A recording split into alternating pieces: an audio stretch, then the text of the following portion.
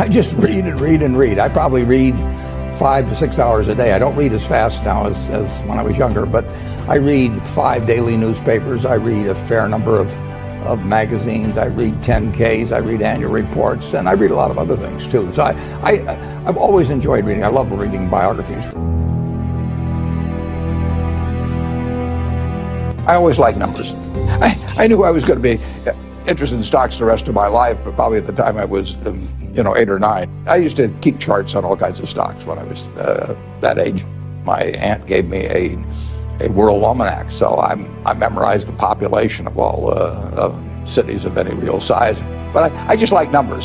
It was not limited to business numbers at all. My grandfather had a grocery store, and I used to buy Coca-Cola from them in 6-packs for a quarter and sell them for a nickel each. I sold the Saturday Evening Post door to door. I sold Ladies Home Journal. I had all kinds of little ventures, not all hugely successful, I might add. I liked doing business early on. Have the right heroes. I mean, I've always been lucky in that respect. And if the people you look up to are going to form your vision of what the world, how you want to be in later life, I'll give you 2 pieces of advice. I'd invest as much in myself as you can. I mean, you're your own biggest asset by far. I mean, you've got all kinds of potential. All the people in this room, you're lucky to be in this country, gotten a good education, but most people go through life using up a very, very small part of their potential. And so anything you do that invests in yourself, that's the best investment you can possibly make. And then I would follow my passion. I mean, whatever turns you on. I was lucky. I found something early that turned me on. But you don't want to take a job just for the money. You don't want to take a job for an organization that you really don't feel good about, or work for people that you don't feel good about. You really want to be excited when you get out of bed every morning. And it won't necessarily be the job that you have 10 years later, but you'll be learning so much as you go along. And I took a job with Ben Graham, my hero, and I never asked the salary, and I found at the end of the month when I got my first paycheck what I was earning, because I just knew it was the right thing to be doing. So I would follow your passion. I can certainly define happiness, because that's what I am. I mean, I get to do what I like to do every single day of the year. I get to do it with people I like. I tap dance to work, and it doesn't diminish. It's tremendous fun. So success is getting what you want, and happiness is wanting what you get.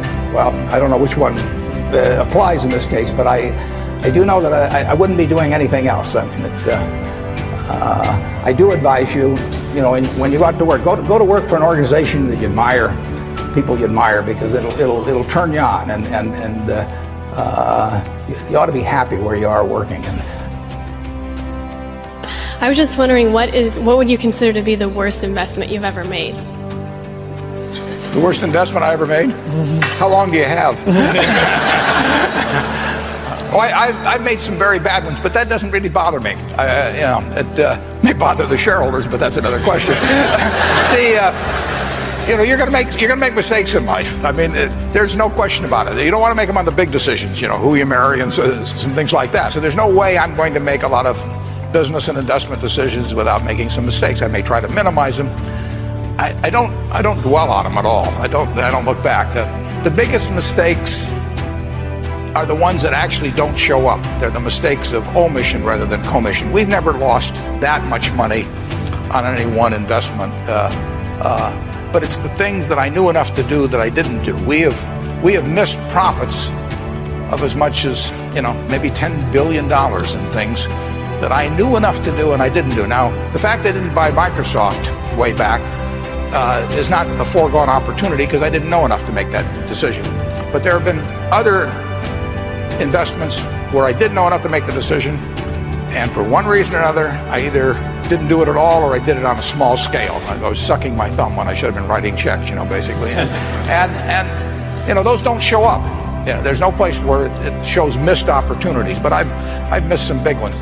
The triumphs in life are partly triumphs because you know that everything isn't going to be a triumph, and I would never get too hung up on mistakes. I know a lot of people that really agonize over them, and it just isn't worth it. I mean, tomorrow's another day, and you live it forward and just go on to the next thing.